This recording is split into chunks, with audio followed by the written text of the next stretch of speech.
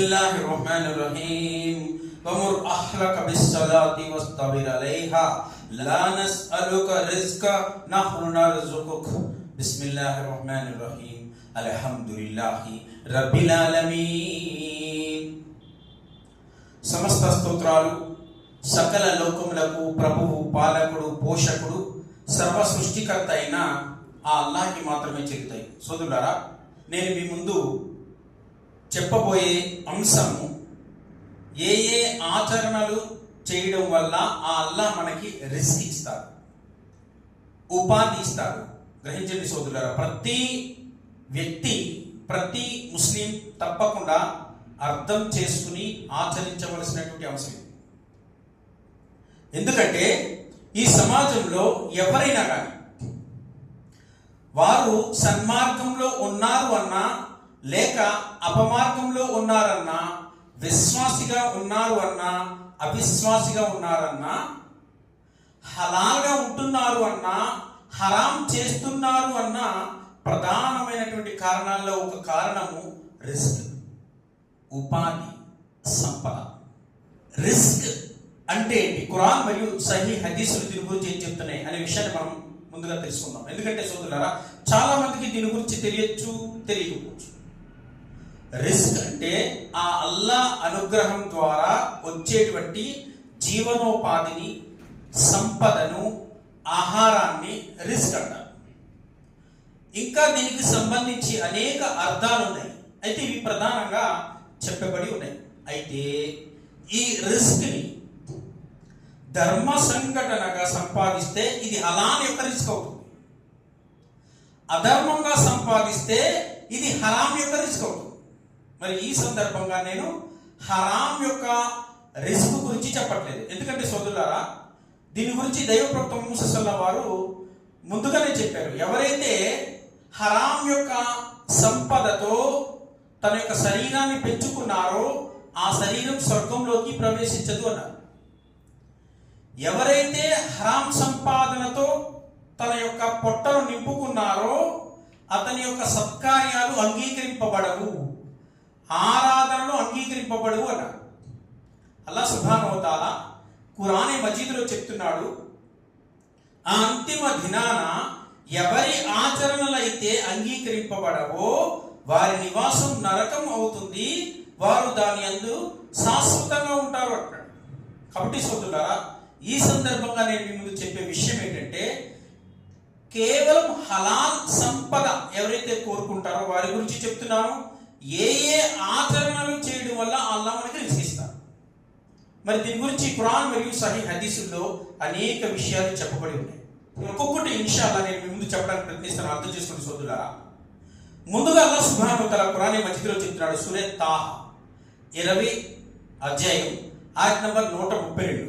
అల్లాహ్ సుబ్హానహు వ తఆలా ఈ ఆయతలో అంటున్నాడు, వముర్ అహ్లక బిస్సలాతి వస్తబిర్ అలైహా లా నస్అలుక రిజ్క నహ్ను నర్జుకుక. నువ్వు నీ కుటుంబీకులకు నమాజు గురించి తాకీదు చెయ్యి, నువ్వు సైతం దానిపై స్థిరంగా నిలబడు. మేము మీ నుంచి ఉపాధి అడగడం లేదు, పైగా మేమే మీకు ఉపాధి ఇస్తున్నాము అని అన్నాడు. ఈ ఆయత్ అల్లాహ్ ఎంత గొప్ప ఆశ్చర్యకరమైనటువంటి విషయం చెప్తున్నాడంటే ఇందులో అర్థం చేసుకోండి సోదరులారా. ఈ దునియాలో ఎవరినైనా మీకు ఉపాధి ఎలా వస్తుంది అంటే ఏం చెప్తారు? ఒక ఉద్యోగస్తుని అడిగారు అనుకోండి, నా యొక్క జాబ్ పర్పస్ ద్వారా నాకు ఆదాయం వస్తుంది, ఇన్కమ్ వస్తుంది అంటాడు, ఉపాధి. ఒక వ్యాపారస్తుని అడిగారు అనుకోండి, నా యొక్క వ్యాపారం ద్వారా నాకు సంపద వస్తుంది అంటాడు. ఒక వ్యవసాయం చేసేవాడిని అడిగారు అనుకోండి, నా యొక్క పాడి పంటల ద్వారా, వ్యవసాయం ద్వారా నాకు ఉపాధి వస్తుంది అంటాడు. ఇలా ఎవరు ఏ కష్టం చేస్తే దాని యొక్క వెనుక వచ్చే రాబడితో ఉపాధి వస్తుంది, సంపద వస్తుంది అంటాడు. అల్లాహ్ ఇక్కడ చెప్తున్నాడు, నువ్వు నీ కుటుంబీకులకు నమాజ్ గురించి తాకీదు చెయ్యి, నువ్వు సైతం దానిపై స్థిరంగా ఉండు, మేమే మీకు ఉపాధిస్తామంటాడు. నమాజ్ ద్వారా ఉపాధిస్తామన్నాడు అల్లాహ్ సుబ్హానహు వ తఆలా. చూడండి, ఆశ్చర్యం కదా. అయితే దీని యొక్క దలీలు ఏంటి? మనం ఖురాన్ పరిశీలిస్తే అల్లాహ్ సుబ్హానహు తఆలా ఖురాన్ మజీద్లో సూరా అల్ ఇమ్రాన్ 3వ అధ్యాయం ఆయత్ నంబర్ 37లో చెప్తున్నాడు. చూడండి, ఈ యొక్క ఆయతలో జకరియా అలైహిస్సలాం మరియు మరియం అలైహిస్సలాం వారి మధ్య జరిగిన చిన్న సంఘటన చెప్తున్నాడు.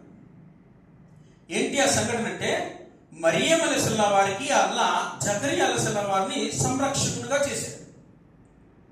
ఎందుకు చేశాడు అంటే, మరియం అలైహిస్సలాం వారి యొక్క తల్లి ఇమ్రాన్ యొక్క భార్య ఆ అల్లాహ్తో దువా చేస్తుంది, వల్ల నాకు మగ సంతానాన్ని ప్రసాదించు అని. అల్లాహ్ సుబ్హానహు వ తఆలా ఆడ సంతానాన్ని ప్రసాదించాడు మరియం అలైహిస్సలాం వారిని. అయితే ఇమ్రాన్ యొక్క భార్య ఏం చేస్తుందంటే, వల్ల ఇందులో ఉండేటువంటి రహస్యము మర్మము నీకే తెలియాలి, నేను మగ సంతానాన్ని కోరుకున్నాను, నువ్వు ఆడ సంతానాన్ని ప్రసాదించావు, కాబట్టి ఈ సంతానాన్ని నీ సన్నిధిలో వదిలేస్తున్నాను అని వదిలేసింది. అప్పుడు అల్లాహ్ సుబ్హానహు వ తఆలా జకరియా అలైహిస్సలాం వారిని పిలిచి సంరక్షకుడిగా చేశాడు. సంరక్షకుడిగా చేసిన తర్వాత మరియం అలైహిస్సలాం వారు ఆమె యొక్క మెహ్రాబ్లో అంటే కుటీరంలో ఉండేది. మరియం అలైహిస్సలాం వారు పెద్ద ఆమె అయిన తర్వాత జకరియా అలైహిస్సలాం వారు ఆమె ఇంటికి సంరక్షణ కోసం ఆమె యొక్క బాగోగులు చూసే బాధ్యత ఉంది కాబట్టి వస్తూ పోతూ ఉండేవారు. ఒకరోజు ఏం జరిగింది, ఆమె యొక్క మెహ్రాబ్లో కాలంలో లేనటువంటి పళ్ళు ఫలాలు అక్కడ పెట్టబడి ఉన్నాయి. సీజన్కి సంబంధం లేని పళ్ళు, ఉదాహరణకి ఎండాకాలంలో పండనటువంటి పళ్ళు ఫలాలు ఉన్నాయి, అలాగే శీతల కాలంలో పండనటువంటి పళ్ళు ఫలాలు అక్కడ ఉన్నాయి. జకరియా అలైహిస్సలాం వారు ఆశ్చర్యంతో మరియం అలైహిస్సలాం వారు అడుగుతారు, మరియం నీకు ఇవి ఎక్కడి నుంచి వచ్చాయి? మరియం అలైహిస్సలాం వారు చెప్తారు, నాకు ఆ అల్లాహ్ వద్ద నుంచి వచ్చాయి. ఇక్కడ అర్థం చేసుకుని సోదరుడా, మరియం అలైహిస్సలాం వారు ఇంతకీ ఆ కుటీరంలో ఏం చేసేది?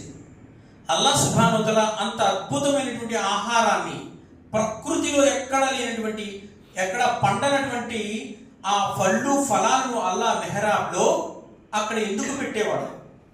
కారణం ఏంటి అంటే, చరిత్ర ద్వారా మనకు తెలుస్తుంది, మరియం అలైహిస్సలాం వారు ఆ కుటీరంలో కేవలం నమాజ్ మాత్రమే ఆరాధించింది. అల్లాహు అక్బర్, నమాజ్ అంతే. ఆ ఒకే ఒక సృష్టికర్త అయిన అల్లాహ్ని మాత్రమే ఆరాధించేది, నమాజ్ ఆచరించేది. అందుకు గాను అల్లాహ్ సుబ్హానహు వ తఆలా అక్కడ ప్రకృతికి సాధ్యం కానిటువంటి గొప్ప ఆహారాన్ని, ఆ పళ్ళు ఫలాలను అక్కడ ప్రసాదించేవాడు. చూడండి, దీని యొక్క దలీల్ ప్రకారం మనం అర్థం చేసుకోవాల్సిన విషయం ఏమిటి? నమాజ్ అల్హమ్దులిల్లా రిస్క్ ఇస్తుంది, ఆహారం ఇస్తుంది, సంపద ఇస్తుంది. దీనికి సంబంధించి అనేక ఆధారాలు ఉన్నాయి. మరి మనం ఎంతమంది మన కుటుంబీకుల గురించి, నమాజ్ గురించి తాకీదు చేస్తున్నాం? ఎందుకంటే అల్లాహ్ ఇక్కడ ఈ విషయం చెప్తాడు, ఇక్కడ వముర్ అహ్లక బిస్సలాతి వస్తబిర్ అలైహా, నువ్వు నీ కుటుంబీకులకు నమాజ్ గురించి తాకీదు చెయ్యి, మేము నీకు ఉపాధిస్తాం. నమాజ్ ఆచరిస్తే మేము రిస్క్ ఇస్తామన్నాడు. రిస్క్ అంటే ఇక్కడ కేవలం సంపద, ఆహారము, ఇంకా ఉపాధి కాదు. రిస్క్ అంటే ఆరోగ్యం కూడా ఉంది. ఆరోగ్యంలో రిస్క్ వస్తుంది, ఆయుష్లో రిస్క్ వస్తుంది, వ్యాపారంలో రిస్క్ వస్తుంది, ఇంకా కుటుంబ పోషణలో రిస్క్ వస్తుంది, వివాహ విషయాల్లో రిస్క్ వస్తుంది. అనేక విషయాల్లో ఈ రిస్క్, అల్లాహ్ అనుగ్రహం ద్వారా వచ్చేటువంటి ఉపాధి, సంపద అనేది అల్హమ్దులిల్లా ఈ యొక్క పదంలో ఉంది. హజరత్ యూసుఫ్ అలైహిస్సలాం యొక్క ఉదాహరణ. ఈ ఉదాహరణ ఎలా ఉంది అంటే, యూసుఫ్ అలైహిస్సలాం వారు ఒక అపనింద కారణంగా జైల్లో ఉండవలసి ఉంది. అయితే తర్వాత అల్లాహ్ సుబ్హానహు వ తఆలా ఆయన్ని కొన్ని సంవత్సరాల తర్వాత ఆ అపనిందను తొలగిస్తాడు, జైల్లోంచి బయటపడే మార్గం చూపిస్తాడు, రాజదర్బార్కి తీసుకెళ్తాడు. రాజదర్బార్లో ఒక ఉన్నతమైన స్థానం దొరుకుతుంది. ఉన్నతమైన స్థానమే కాకుండా ఆయన ఒక శాఖకు గవర్నర్ అవుతారు. ఆయన గవర్నర్ అయిన తర్వాత ఏం జరుగుతుంది? సుమారు 7 సంవత్సరముల కాలం పాటు వర్షాలు చాలా ఎక్కువగా పడతాయి. ఆయన ఆ సందర్భంలో ఎక్కువ పంట పండిస్తాడు. ఆ పంటని స్టోర్ చేస్తారు, ఇంకా నీటిని నిల్వ చేస్తారు. ఆ తర్వాత మరో 7 సంవత్సరములు వర్షాలు రావు, మరో 7 సంవత్సరములు వర్షాలు పడవు. ఆ తర్వాత అక్కడ ప్రజలు తినడానికి ఇబ్బంది పడుతూ ఉంటే ఏదైతే స్టోర్ చేశారో ఆ యొక్క ఆహార పదార్థాలని ఆ ప్రాంతపు ప్రజలకే కాకుండా చుట్టుపక్కల దేశాల వారికి కూడా సప్లై చేస్తారు. ఇంకా నీటి నిల్వ చేయడం వల్ల అక్కడ ఉండేటువంటి పశువులకు, నోరులేని జీవాలకు నీరును దొరికే విషయాన్ని అక్కడే ఏర్పాటు చేస్తారు. ఇక్కడ అల్హమ్దులిల్లాహ్ గ్రహించండి, ఆయన ఏ స్థాయి నుంచి ఏ స్థాయికి వచ్చాడు. జైల్లోంచి ఒక గొప్ప స్థాయి, జైల్లోనే ఆయనకి రుచి ఉండేది కాదు, ఆహారం సరిగ్గా ఉండేది కాదు. అటువంటిది చుట్టుపక్కల అందరికీ కూడా ఆహారాన్ని ఆయన చేతుల మీదుగా సప్లై చేసే గొప్ప భాగ్యం ఆయనకి ఏ విధంగా దొరికింది అంటే నమాజ్. ఆయన జైల్లో ఆ సకల లోకాలకు ప్రభువైన అల్లాహ్ కోసం హితబోధ చేసేవారు, నమాజ్ ఆచరించేవారు. నమాజ్ ఆయన ఉన్నతమైనటువంటి స్థానానికి తీసుకెళ్తుంది. రెండో విషయం ఏమిటి అంటే జుమ్మా. ఈ జుమ్మా దినం కూడా రిస్క్ అని చెప్పబడింది. అల్లాహ్ సుబ్హానహు వ తఆలా స్వయం ఈ విషయం ఖురాన్ మజీద్లో సూరా జుమ్మా 62వ సూర ఆయత్ నంబర్ 9-10లో చెప్తున్నాడు. యా అయ్యుహల్లజీనా ఆమనూ నూదియ లిస్సలాతి మిన్ యౌమిల్ జుమ్మా. ఓ విశ్వాసులారా, జుమ్మా రోజు శుక్రవారం నాడు అజా పిలుపు ఇవ్వబడినప్పుడు మీరు ఆ అల్లాహ్ ధ్యానం వైపుకి పరిగెత్తండి, మస్జిద్ వైపుకి పరిగెత్తండి. మీరు తెలుసుకోగలిగితే ఇది మీకు ఎంతో మేలైనది. మరియు నమాజ్ ముగిసిన అనంతరం మీరు ఈ భూమిపై విస్తరించి ఆ అల్లాహ్ అనుగ్రహాన్ని అన్వేషించండి అంటారు. చూడండి సోదరులారా, అల్లాహ్ సుబ్హానహు వ తఆలా ఈ ఆయతలో చాలా స్పష్టంగా చెప్తున్నాడు. ఏం చెప్తున్నాడు? జుమ్మా రోజు మీరు వ్యాపారం చేయండి, జుమ్మా సమయం మీ క్రయ విక్రయాలు ఆపండి అంటాడు. నమాజ్ ముగిసిన అనంతరం మీరు ఈ భూమిపై విస్తరించి అల్లాహ్ అనుగ్రహాన్ని అన్వేషించండి. మరి మనం ఏం చేస్తున్నామంటే ప్రత్యేకంగా జుమ్మా రోజు సెలవు పెట్టేస్తాం. రిస్క్ను కోరుకునేవారు జుమ్మా రోజు అల్హమ్దులిల్లాహ్ ప్రత్యేకంగా వ్యాపారం చేయమని అల్లాహ్ చెప్తున్నాడు. దీనికి సంబంధించి అల్లామా ఇబ్నే కసీర్ రహిమహుల్లాహ్ వారు చెప్తున్నారు, సహాబాలు జుమ్మా రోజు ఎక్కువగా వ్యాపారం చేసేవారట. ఈ విషయంలో ఇరాక్ అనే ఒక సహాబీ గురించి చెప్తున్నారు. ఈ సహాబీ జుమ్మా రోజు అందరికంట ముందుగా మస్జిద్కి వచ్చేవారు. మస్జిద్కి వచ్చి సున్నత్ చేసుకుని జికిర్ చేస్తూ ఖుత్బా అయిపోయిన తర్వాత నమాజ్ ముగిసిన అనంతరం మస్జిద్ బయటికి వెళ్ళి అల్లాహ్తో దువా చేసేవారంట. ఓ అల్లాహ్, నువ్వు చెప్పిన విధంగానే నేను శుక్రవారం నాడు మస్జిద్కి వచ్చాను, నమాజ్ ముగించాను, ఆచరించాను. ఇప్పుడు ఈ దునియాలో నేను వ్యాపారం కోసం వెళ్తున్నాను, నా యొక్క రిస్క్లో ఉపాధి ప్రసాదించు, బరకత్ ప్రసాదించు. అల్హమ్దులిల్లాహ్. తర్వాత ఆయన చరిత్ర ద్వారా తెలుస్తుంది, మిగతా రోజులన్నిటికంటే కూడా జుమ్మా రోజు ఆయనకి ఎక్కువ రిస్క్ వచ్చేది, ఎక్కువ ఆయనకి ప్రాఫిట్ వచ్చేది. కాబట్టి సోదరులారా, జుమ్మా కూడా అల్హమ్దులిల్లాహ్ ఏంటి రిస్క్ వచ్చేటువంటి ఒక దినం. అందుకే దైవప్రవక్త ముహమ్మద్ సల్లల్లాహు అలైహి వసల్లం అన్నారు, బారకల్లాహు లహు 70 మర్ర. ఎవరైతే అల్లాహ్ చెప్పిన విధంగా బిజినెస్ చేస్తారో, వ్యాపారం చేస్తారో, వారికి అల్లాహ్ 70 రెట్లు వారికి లాభం ఇస్తాడంట, ఉపాధి ఇస్తాడంట. ప్రవక్త ముహమ్మద్ చెప్తారు. కాబట్టి సోదరులారా, రిస్క్ వచ్చే మార్గంలో ఇది ఒకటి అర్థం చేసుకోవాలి. మూడోది ఏంటి అంటే సదకా వ ఖైరాత్, దాన ధర్మాల ద్వారా రిస్క్ వస్తుంది అని చెప్పబడింది. దీని యొక్క దలీల్ ఏంటి అంటే ఒక హదీస్ ఇలా వస్తుంది, ప్రతిరోజు 2 దైవదూతలు ఆ అల్లాహ్ అనుమతితో ఈ భూమి మీదకి వస్తారట. వారిలో ఒక దైవదూత దువా చేస్తాడు, అల్లాహుమ్మా ఆతి మున్ఫీకల్ ఖలఫ్. ఓ అల్లాహ్, ఎవరైతే దైవ మార్గంలో, నీ మార్గంలో సదకా చేస్తారు, దాన ధర్మాలు చేస్తారు, వారి యొక్క రిస్కులో బరకత్ ప్రసాదించు అని. వారి యొక్క రిస్క్, సంపదలో వృద్ధి చెయ్యి అని. అదేవిధంగా మరొక దైవదూత దువా చేస్తాడు, అల్లాహుమ్మ ఆతి ముసిహం తలఫ్. ఓ అల్లా, ఎవరైతే నీ మార్గంలో ఖర్చు చేయకుండా, దాన ధర్మం చేయకుండా పిసినారితనం వహిస్తారు, వాడి యొక్క ధనాన్ని నాశనం చేసేసేయి. చూడండి సోదరులా, ఈ హదీస్ని అర్థం చేసుకుంటే మనకు తెలిసే విషయం ఏంటి? ఎవరైతే దాన ధర్మాలు చేస్తారో, సదకా చేస్తారో, అల్హమ్దులిల్లా వారి యొక్క ధనం వృద్ధి అవుతుంది, రిస్క్లో బరకత్ వస్తుంది. దాన ధర్మాలు అనేవి ప్రతి ఒక్కరి మీద ఉన్నాయి. వారు గరీబైనా లేక అమీరైనా, కలిమిలో ఉన్నా లెమిలో ఉన్నా.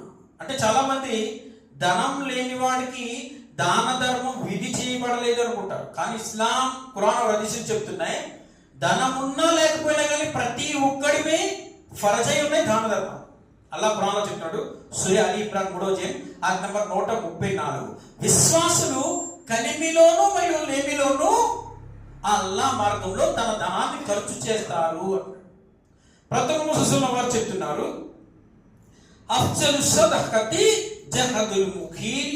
ఉత్తమమైనటువంటి సదకా ఏంటి అంటే లేమిలో చేసే సదకా అన్నారు. కాబట్టి సోదరులారా, సదకా అనేది వాడి యొక్క స్తోమతను బట్టి ఉంటుంది. ధనం లేని వాడికి ఎంతైతే స్తోమత ఉంటుందో అంత ఉంటుంది, ధనం ఉన్నవాడికి ఎంతైతే స్తోమత ఉంటుందో అంత ఉంటుంది. మొత్తానికి సదకా అనేది ప్రతి ముస్లింపై విధేయతండి, దాన ధర్మం చేయవలసింది. అయితే లెమిలో చేసేటువంటి సదకా ఉత్తమమైనది అని ఇక్కడ ప్రథమ ముస్లిం చెప్తారు. అయితే లెమిలో చేసేటువంటి సదకా అంటే ఏంటి చూడండి. దీనికి సంబంధించి ఒక చిన్న ఉదాహరణ చెప్తారు. హజరత్ అలీ రజియల్లాహు అన్హు వారి యొక్క ఇంటికి ఒక వ్యక్తి వస్తాడు.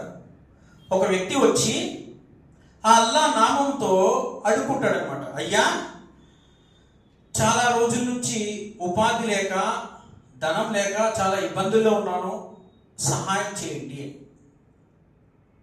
అప్పుడు ఆయన ఫాతిమా రజియల్లాహు అన్హా వారు దగ్గర అడుగుతారు, ఏమైనా ఇంట్లో ఉందా అని. ఆమె చెప్తుంది, ఇంట్లో కేవలం 3 దినాలు ఉన్నాయి, దీనితోనే ఇప్పుడు ఇల్లు నడవాలి అని. అలీ రజియల్లాహు అన్హు వారు అంటారు, ఇల్లు నడవడం నడకపోవడం అనేది అల్లా యొక్క ఆధీనంలో ఉంటుంది. ముందు ఆ ధనం ఇయ్యని ఆ 3 దినాల్లో తీసుకెళ్లి ఆ గరీబ్కి ఇచ్చేస్తారు. తర్వాత ఇంటి అవసరాలకి సంబంధించి ఆయన మార్కెట్కి బయలుదేరుతారు. ఇంటికి సరుకులు తేవాలి, వండుకోవాలి. మార్కెట్లో నుంచి చూస్తూ ఉంటారు అల్లా సుబ్హానహు వ తఆలా ఏ విధంగా రిస్క్ ప్రసాదిస్తాడు అని. ఒక వ్యక్తి వస్తాడు, ఈ లోపు ఒక వ్యక్తి వస్తాడు, ఒక ఒంటెని తీసుకొస్తాడు. ఒక ఒంటెని తీసుకొచ్చి, అలీ గారు ఈ ఒంటెని మీకు అమ్మేస్తాను, కావాలా?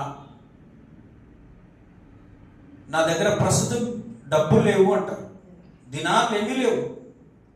ఆయన, నేను మీకు ఈ ఒంటెను 40 దినాలకు అమ్మిస్తున్నాను, తీసుకోండి, మీ వద్ద ఎప్పుడు డబ్బు ఉంటే అప్పుడు ఇచ్చేయండి. ఆ ఒంటెని ఇచ్చి వెళ్ళిపోతాడు. ఇప్పుడు ఆయన ఆ ఒంటెని పట్టుకుని ఆలోచిస్తూ ఉంటారు, ఇప్పుడు నాకు తినడానికి ఏమీ లేదు, ఈ ఒంటికి ఏం పెట్టాలి అని.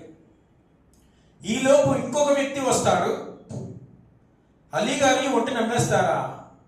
అమ్మేస్తానంట. అయితే ఈ ఒంటెను మీ దగ్గర నేను 70 దినార్లు కొట్టాలి, ఇచ్చేస్తారా? ఆయన ఇచ్చేస్తారు. చూడండి, 70 దినార్లు తీసుకుంటారు, 40 దినార్లు ఏ వ్యక్తి అయితే ఒట్టి ఇచ్చాడో ఆ వ్యక్తికి ఇచ్చేసి 30 దినార్లు ఇంటికి తీసుకొస్తారు. ఇక్కడ అర్థమైంది ఏంటి? సోదరులారా, అల్లా మార్గంలో 3 దినార్లు ఆయన ఖర్చు పెట్టారు. లెమీలో ఏమీ లేని పరిస్థితులు అల్లా సుబ్హానహు వ తఆలా 3 దినార్లకి 30 దినార్లు రిస్క్ ఇచ్చాడు. చూడండి సోదరులారా, అల్లా మార్గంలో దాన ధర్మాలు చేస్తే రిస్క్ వస్తుంది అనే దానికి గొప్ప ఉదాహరణ. 4వది ఏంటి అంటే దువా. దువా ద్వారా రిస్క్ వస్తుంది. మరి దీని యొక్క దలీల్ ఏంటి? ముస్నదే అహ్మద్లో వస్తుంది దీని యొక్క దలీల్. దైవప్రవక్త మూసలో వారు చెప్తున్నారు, నూహ్ అలైహిస్సలాం వారు తన యొక్క కుమారుడికి చెప్తున్నారు, బాబు సుబ్హానల్లాహి వ బిహమ్దిహి అని దువా చదువుతూ ఉండు అని. మరి నూహ్ అలైహిస్సలాం వారి యొక్క కుమారుడు నూహ్ అలైహిస్సలాం వారిని తన తండ్రితో అంటారు, నేను ఎందుకు చదవాలి ఈ దువా అని. అప్పుడు ఆయన చెప్తూ ఉంటారు, ఆ అల్లా మనకి ఈ దువా చదవడం వల్ల రిస్క్ ఇస్తాడు, ఆహారం ఇస్తాడు, సంపదిస్తాడు, అందరికీ ఇస్తాడు, కాబట్టి ఈ దువా చదువుతూ ఉండు. అల్లాహు అక్బర్. చిన్న దువా, సుబ్హానల్లాహి వ బిహమ్దిహి, చిన్న దువా, అటు ఇటు తిరుగుతూ చదవచ్చు. గొప్ప పుణ్యబలం ఉంది, కుటుంబ సమేతంగా రిస్క్ దొరుకుతుంది అని ఇక్కడ చెప్పబడి ఉంది. ఇంకా ఈ దువా యొక్క అర్థం ఏంటంటే, మక్కాల సుబ్హానల్లాహి వ బిహమ్దిహి మిఅత మర్రా అన్నారు దైవప్రవక్త ముసల్మాన్. ఈ హదీస్ సహీహ్ బుఖారీలో వస్తుంది. ఎవరైతే రోజుకి 100 సార్లు ఈ దువా చేస్తారో వారి యొక్క పాపాలు సముద్రపు నురుగుకు సమానంగా ఉన్నా కానీ అవన్నీ కూడా తీసివేయబడతాయి, ప్రక్షాళన చేయబడతాయి. చూడండి సోదరులు, చిన్న దువా, 2 ప్రయోజనకరాలు. 1 రిస్క్ వస్తుంది, 2 సముద్రపు నురుగుకు సమానంగా పాపాలున్నా కానీ తొలగించబడతాయి. దువా చిన్న దువా. కాబట్టి సోదరులారా, దీని ద్వారా కూడా మనకి రిస్క్ వస్తుంది. నేను 4 విషయాలు చెప్పాను. 5వది, బంధుత్వ సంబంధాలను నెరవేర్చడం ద్వారా రిస్క్ వస్తుంది, ఉపాధి వస్తుంది. ఇక్కడ దైవప్రవక్త ముసల్మాన్ చెప్తున్నారు హదీసుల్లో, మన్సర్రా అం యుబ్సత లహు ఫీ రిజ్కిహి, బంధుత్వ సంబంధాలను నెరవేర్చే వారికి అల్లా రిస్క్ ఇస్తాడు. అయితే వారు వారి యొక్క బంధువుల హక్కులు నెరవేర్చాలి అన్న. ఇక్కడ గ్రహించండి సోదరులారా, బంధుత్వ సంబంధాలు కలిగి ఉండడం వేరు, బంధువుల యొక్క హక్కులు నెరవేర్చడం వేరు. జనరల్ గా ఈ సమాజంలో అందరూ బంధుత్వ సంబంధాలు కలిగి ఉంటారు. అన్న, తమ్ముడు, అక్క, చెల్లి, పిన్ని, పెద్దమ్మ, సంథింగ్, పెద్ద నాన్న, అందరూ ఉంటారు. అందరూ బంధు సంబంధాలు కలిగి ఉంటారు. కానీ హక్కులు మాత్రం చాలా మంది చెల్లించరు. ఈ హక్కులు చెల్లించని కారణంగానే చాలా బంధువుల్లో విభేదాలు ఏర్పడి కుటుంబాలు విడిపోతూ ఉంటారు.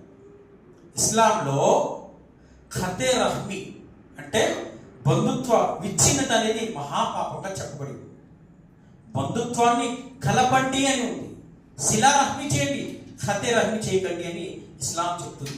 కాబట్టి సోదరులారా, ఒకవేళ చేయదలిస్తే, బంధుత్వ సంబంధాన్ని విడిపోదలిస్తే దానికి చాలా బలమైన కారణం చెప్తుంది. ఇమాం అహ్మద్ బిన్ హంబల్ రహిమహుల్లాహ్ వారు చెప్తున్నారు, ఈ యొక్క హదీస్, ఎవరైనా కానీ మీ బంధువుల్లో మీ యొక్క ఇజ్జత్ తీసేస్తే, మిమ్మల్ని మీ మనసు బాధ పెట్టే విధంగా మాట్లాడుతూ ఉంటే, మీ కుటుంబ విషయాల్లో లేదంటే మీ యొక్క జమాత్ విషయాల్లో ఎక్కడైనా కానీ మీ గురించి చులకనగా మాట్లాడుతూ ఉంటే, మీ మనసు నొప్పి పుడుతూ ఉంటే, అలాంటి వారితో మీరు మీ యొక్క బంధుత్వ సంబంధాన్ని తెగదెంపులు చేసుకోండి అన్నారు. అలాంటి వారితో మీరు మాట్లాడకండి అన్నారు. అయితే అస్సలాం అలైకుం ఆ ఒక్క విషయంలో తప్ప, అస్సలాం చెప్పే విషయంలో తప్ప మిగతా అన్ని విషయాలను మీరు వదిలేయండి. ఎందుకంటే వారు మీ యొక్క ఇజ్జత్ తీస్తున్నారు. అంటే ఇక్కడ అర్థం చేసుకోవాల్సిన విషయం ఏంటి? బంధుత్వ సంబంధాలు అలాంటి పరిస్థితి వస్తే తప్ప విడిపోకూడదు. చిన్న చిన్న విషయాల్లో, ఆస్తి విషయాల్లో, తగాదా విషయాల్లో విడిపోకూడదు అని ఇక్కడ చెప్పబడి ఉంది.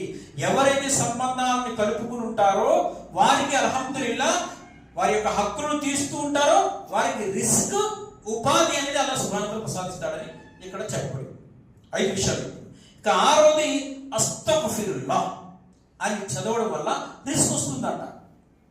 అల్లాహ్ ఖురాన్లో చెప్తాడు, సూరా అల్-హుద్ 11వ అధ్యాయం ఆయత నంబర్ 52, వా యా కౌమి ఇస్తగ్ఫిరు రబ్బకుమ్ సుమ్మ తూబు ఇలైహి, ఓ నా జాతి వారులారా, మీ పోషకుడైన అల్లాహ్ సమక్షంలో మీ తప్పుల మన్నింపుకే ప్రార్థించండి, ఆయన మీపై ఆకాశం నుండి ధారాళపాతంగా వర్షాన్ని కురిపిస్తాడు అని ఇక్కడ చెప్పడు. అల్హమ్దులిల్లా, ఆకాశం నుండి వర్షం వస్తేనే రిస్క్ ఉంటుంది. అనేక రకాల పంటలు పండుతాయి, పాడి పంటలు వస్తాయి, చెట్లు పెరుగుతాయి, గడ్డి పెరుగుతుంది, నీరు ఉంటుంది, మూగజీవులకు నీరు దొరుకుతుంది. అల్హమ్దులిల్లా, తద్వారా పంటలు పండడం ద్వారా అనేక రకాల వ్యాపారాలు జరుగుతాయి. రిస్క్ అయితే ఇలా అల్లా సుబ్హానహు ఇక్కడ ఏం చెప్తున్నాడు? ఆప్షన్ అల్లా ఇక్కడ ఏం చెప్తున్నాడు? మీరు మీ తప్పుల విషయంపై మన్నింపుకే, మీ పాపాల విషయంపై మన్నింపుకే అల్లాతో తౌబా చేయండి, ప్రార్థించండి అంటాడు. ఇక్కడ చిన్న ఆప్షన్ పెట్టాడు. మీరు అల్లాతో తౌబా చేసుకుంటూ ఉండండి, అస్తగఫిరుల్లా చెప్పుకుంటూ ఉండండి మాటి మాటికి. అల్లాహ్ సుబ్హానహు వ తఆలా మీ యొక్క పాపాలను క్షమిస్తాడు, వర్షాన్ని కురిపిస్తాడు, వర్షం ద్వారా రిస్క్ వస్తుంది. చూడండి సోదరులు, ఈ ఒక్క మాట వల్ల కూడా రెండు ప్రయోజనకరాలు ఉన్నాయి. ఏంటి? ఒకటి, అస్తగఫిరుల్లా అని చెప్పడం వల్ల పాపక్షమాపణ జరుగుతుంది, వర్షం ద్వారా రిస్క్ వస్తుంది. అర్థం చేసుకోండి సోదరులారా. ఇంకా మరొక విషయం ఏమిటి అంటే సలాం చేయడం వల్ల కూడా రిస్క్ దొరుకుతుందట. అల్లాహ్ సుబ్హానహు వ తఆలా ఖురాన్లో ఈ విషయాన్ని చెప్తాడు. సూరా నూర్ 24 సూరా ఆయత్ నంబర్ 16. ఫైజా దఖల్తుం బియూతుం ఫసల్లిము అలా అన్ఫుసికుం తహయ్యతం మిన్ ఇందిల్లాహి ముబారక్. ముబారక్ అంటే దీని యొక్క తఫ్సీర్లో సలాం అని చెప్పబడి ఉంది. ముబారక్ అంటే దీని యొక్క నిఘంటు ప్రకారం అస్సలాం, ముబారక్కి ఏ అర్థమైతే వస్తుందో అస్సలాం అనే విషయంలో కూడా ఈ అర్థం వస్తుంది అని చెప్పబడి. కాబట్టి ముబారక్ అర్థం ఏమొస్తుంది? ఎక్కువ శుభాలు కలుగు కాక. ముబారక్ అంటే ఎక్కువ కలుగు కాక, శుభాలు కలుగు కాక. మీ యొక్క సంపదలో, మీ యొక్క ఆయుష్లో, మీ యొక్క ఆరోగ్యంలో, మీ ఉపాధిలో ఎక్కువ శుభాలు. అస్సలాం అలైకుం అని చెప్పడం వల్ల ఎక్కువ శుభాలు. మన జీవితకాలంలో ఎన్నిసార్లు సలాం చెప్తాం? గ్రహించండి సోదరులారా. అస్సలాం అలైకుం అని చెప్పడానికి 10 పుణ్యాలు అన్నారు. అస్సలాం అలైకుం రహమతుల్లాహ్ అని చెప్పడానికి 20 పుణ్యాలు అన్నారు. అస్సలాం అలైకుం రహమతుల్లాహి వ బరకాతు 30 పుణ్యాలు. మరి మనం ఎన్ని వందల సార్లు చెప్పుకుంటాం, ఎన్ని పుణ్యాలు. ఇదంతా రిస్క్ సోదరులారా. అల్లాహ్ వైపు నుంచి వచ్చేటువంటి సంపద. కాబట్టి ఎవరైతే అస్సలాం చెప్తుంటారో వీరికి కూడా సంపద దొరుకుతుంది. ఇంకా తర్వాత 8వది స్తోమత, హజ్ ఉమ్రా చేసేవారికి కూడా రిస్క్ వస్తుందట. హజ్ ఉమ్రా ఇక్కడ దీని యొక్క దలీల్ ఉంది. తాబిఉ బైనల్ హజ్ వల్ ఉమ్రా, తాబిఉ బైనల్ హజ్ వల్ ఉమ్రా. ఎవరైతే హజ్ ఉమ్రా చేస్తారో వారికి 2 ప్రయోజనకారాలు ఇక్కడ చెప్పబడి ఉన్నాయి. ఒకటి ఏంటి అంటే వారి యొక్క పాపాలను క్షమించబడితే, 2 అల్లాహ్ సుబ్హానహు వ తఆలా వారిని బీదరికం నుంచి తొలగిస్తాడని చెప్పాడు. అంటే ధనవంతుడిని చేస్తాడట. ధనవంతుడిని చేయడం అంటే రిస్క్ ప్రసాదించడం. కాబట్టి సోదరులారా, ఇదొక విషయం. ఆ తర్వాత 9వది వితర్ నమాజ్. ఇది కూడా రిస్క్ అని చెప్పబడి ఉంది. ఏ విధంగా? వితర్ నమాజ్ యొక్క దుఆ ఏంటి? అల్లాహుమ్మ హదిని ఫీమన్ హదైత్ వఅఫ్ని ఫీమన్ అఫైత్ వబారక్ లీ ఫీమా ఆతైత్. మీ యొక్క రిస్కులో అల్లాహ్ నా యొక్క రిస్కులో బరకత్ ప్రసాదించు అని. కాబట్టి ఎవరైతే క్రమం తప్పకుండా వితర్ నమాజ్ చేస్తారో వారికి కూడా అందులో రిస్క్ ఉంది. వితర్ నమాజ్ అనేది మన నమాజ్ యొక్క లాక్, తాళమేడు. తద్వారా అల్హమ్దులిల్లా రిస్క్ దొరుకుతుంది చెప్పబడింది. తర్వాత తహజ్జుద్ నమాజ్ రిస్క్. తహజ్జుద్ ఎందుకంటే అల్లాహ్ సుబ్హానహు వ తఆలా రాత్రిలో 3వ జామున అర్ధరాత్రి సమయం దాటిన తర్వాత మొదటి ఆకాశం పైకి వచ్చి అల్లాహ్ అడుగుతాడు, ఎవరైనా నాతో దువా చేసుకునేవారు ఉన్నారా? దువా చేసుకోండి, మీ యొక్క కష్టాలను నేను తీరుస్తాను, మీకు రిస్క్ ప్రసాదిస్తాను. కాబట్టి సోదరులారా, తహజ్జుద్ నమాజ్ అల్హమ్దులిల్లా రిస్క్ దొరుకుతుంది. ఇది కూడా ఒకటి. అలాగే తర్వాత చెప్పబడి ఉంది షుకుర్ ద్వారా కూడా రిస్క్ వస్తుంది. ఇక్కడ అల్లాహ్ సుబ్హానహు వ తఆలా ఖురాన్లో చెప్తున్నాడు. సూరా ఇబ్రాహీం ఆయత్ నంబర్ 7. వ ఇజ్ తఅజ్జన రబ్బకుం లా ఇన్ షకర్తుం లా అజీదన్నకుం వలా ఇన్ కఫర్తుం ఇన్న అజాబి లషదీద్. మీరు నాకు కృతజ్ఞతలు కలిగి ఉండండి. మీరు కనుక నాకు కృతజ్ఞత కలిగి ఉంటే నేను మీకు మరింత అధికంగా అనుగ్రహిస్తాను. నేను మీకు మరింత అధికంగా అనుగ్రహిస్తాను. జాగ్రత్త, నేను చేసినటువంటి మేలును కనుక మీరు మర్చిపోతే నా శిక్ష చాలా కఠినమైనది అనే విషయాన్ని మరొకటి అన్నాడు. ఈ ఆయకుల సుబ్హానహు వ తఆలా శుభవార్త మరియు హెచ్చరిక చెప్తున్నాడు. శుభవార్త ఏంటి? అల్లా అనుగ్రహించినటువంటి అనుగ్రహాలను ఎవరైతే పొందుతూ శుక్రు చేస్తారో మరింత అధికంగా అనుగ్రహిస్తారంటాడు. ఉదాహరణకి అల్లా సుబ్హానహు వ తఆలా మనకి ఆరోగ్యం ఇచ్చాడు, ఆయుష్ ఇచ్చాడు, సంపద ఇచ్చాడు, మంచి భార్యని ఇచ్చాడు, సంతానాన్ని ఇచ్చాడు, ఇంకా చాలా ఇచ్చాడు కదా. ఈ దునియాలో చాలా ఇచ్చాడు. ఇవన్నీ అల్లా అనుగ్రహాలు. అల్హమ్దులిల్లాహ్. వీటిని మనం పొందుతూ ఏం చేయాలి? అల్లాహ్కి శుక్రు చేయాలి. ఏ విషయాలు అయితే ఇప్పుడు మనం చెప్పుకున్నామో ఆ విషయాలన్నింటి పట్ల మనం శుక్రు చేయాలి. నమాజ్ ద్వారా, దువా ద్వారా, జిక్ర్ ద్వారా, ఉపవాసం ద్వారా, హజ్ ద్వారా, ఉమ్రా ద్వారా, ఈ విషయాలు ఏవైతే ఉన్నాయో వీటన్నిటి ద్వారా ఆ అల్లాహ్కి మనం శుక్రు చేయాలి. శుక్రు చేస్తే అల్లాహ్ మీకు మరింత అధికంగా అనుగ్రహిస్తాను అంటున్నాడు. చూడు సోదరులారా, శుక్రు ద్వారా రిస్క్. మరి ఒకవేళ అల్లాహ్ చేసినటువంటి మేలును గనక మర్చిపోతే, అల్లాహ్ చేసినటువంటి మేలును గనక మర్చిపోతే నా శుక్రుగా ఉంటే జాగ్రత్త, నా శిక్ష చాలా కఠినమైనది అని మరొకటి అంటున్నాడు. ఇక్కడ అల్లాహ్ హెచ్చరిక చెప్తున్నాడు. చూడండి, మీరు ఖురాన్ పరిశీలించండి. ఉదాహరణకి అల్లాహ్ సుబ్హానహు వ తఆలా ఖురాన్ మజీద్లో కొంతమంది అల్లాహ్ని తిరస్కరించిన వారి గురించి చెప్పాడు. ఉదాహరణకి ఖారూన్ చూడండి. ఖారూన్కి అల్లాహ్ చాలా ప్రసాదించాడు, చాలా ధనవంతుడిని చేశాడు. ఎన్నో ధనాగారాలు ఉన్నాయంట ఖారూన్కి. అయితే వాడు ఏమన్నాడు? ఖారూన్, ఇదంతా నా తెలివితేటలతో, నా ఉపాయంతో సంపాదించుకున్నాను అన్నాడు. ఇందులో అల్లాహ్ సుబ్హానహు వ తఆలా ప్రమేయం లేదు అన్నాడు. మరి అల్లాహ్ ఏం చేశాడు? వాడిని చిన్న భూకంపం, భూమిని చీల్చాడు. వాడిని, వాడి ధనాగారాన్ని, వాడి పరివారాన్ని అన్నిటినీ భూమిలోకి తోసేశాడు. భూమి మూసేశాడు. ఈ భూమి మీదే లేనట్టు చేసి కేవలం పుస్తకాల్లోనే చూడాలి కారుని గురించి. ఇంత భయంకరంగా ఉంది శిక్ష. చూడండి, నమ్రూద్, అల్లాహ్ సుబ్హానహు వ తఆలా నమ్రూద్ వద్దకు ఇబ్రాహీం అలైహిస్సలాం వారిని పంపాడు. సర్వ సృష్టికర్త గురించి తెలియపరిచాడు. కానీ నమ్రూద్ నేనే దేవుణ్ణి అన్నాడు. నమ్రూద్కి గొప్ప రాజ్యాన్ని ఇచ్చాడు, రాజును చేశాడు. కానీ సృష్టికర్త గురించి తెలుసుకోలేకపోయాడు. నేనే దేవుణ్ణి అన్నాడు. అల్లాహ్ ఏం చేశాడు? వాడిని చిన్న దోమని పంపాడు. చిన్న దోమ, అది వాడి ముక్కులోంచి వెళ్ళిపోయింది. వాడి మెదడులో రై రై రై అని తిరుగుతుంటే దాన్ని దాడికి తట్టుకోలేక వాడి తలని వాడే బాధకు చచ్చాడు. అల్లాహ్ శిక్ష చాలా కఠినమైనది. అల్లాహ్ సుబ్హానహు వ తఆలా ఈ భూమి మీద అందరికీ అనుగ్రహాన్ని ఇస్తాడు. అల్హమ్దులిల్లాహ్. ఆ అనుగ్రహాన్ని మనం పొందాలి. అల్లాహ్తో శుక్రు చేయాలి. అల్లాహ్తో శుక్రు చేయాలి. రిజ్క్ను పొందాలి. భూమి మీద అందరికీ అనుగ్రహాన్ని ఇస్తాడు. అనుగ్రహంలో అనేక రకాల రిజ్క్ ఇస్తాడు, సంపదిస్తాడు, ఉపాధిస్తాడు. దాన్ని మనం పొందాలి, అనుభవించాలి, అల్లాహ్కి శుక్రు చేయాలి. నా శుక్రు కనుక చేస్తే అల్లాహ్ శిక్ష చాలా కఠినమైనది. దానికి ఉదాహరణ అనేక మంది ఉన్నారు. ఫిరోన్ కూడా ఈ దీనిలోకి వచ్చిన వాడే, అనేక మంది. కాబట్టి సోదరులారా, అర్థం చేసుకోవాలి, అల్లాహ్ సుబ్హానహు వ తఆలా ఏ విషయాలైతే ఇక్కడ చెప్తున్నాడో ఆ విషయాల్లో మనం ఆచరణ చేసి అల్హమ్దులిల్లాహ్ రిజ్క్ను పొందాలి. మరి అల్లాహ్తో దువా చేస్తున్న వల్ల ఏ విషయాలైతే ఇక్కడ చెప్పడం జరిగిందో దీనిపై జ్ఞానాన్ని హాసిల్ చేసి అమలు చేసే భాగ్యాన్ని ప్రసాదించాలి. ఆమీన్.